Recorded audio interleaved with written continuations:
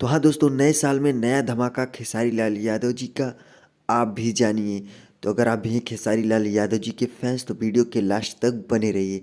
Hello दोस्तों, नमस्ते, आपका स्वागत है हमारे यूट्यूब चैनल पे। जैसा कि आपको बता दें कि हमारे भोजपुरी इंडस्ट्री की hit machine and trending star superstar Khesari Lal Yadav ji का एक बहुत ही गजब का सॉन्ग आ रहा है, जिस सॉन्ग का नाम है नौ दिया तेल।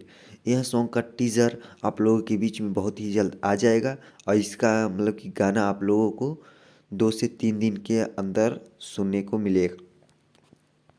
इसी बीच आप लोगों को एक अपडेट और बता दें कि खेसारी लाल यादव जी का एक और गाना आ रहा है, जिस गाने का नाम है दरवाज़ा खुला छोड़ आई।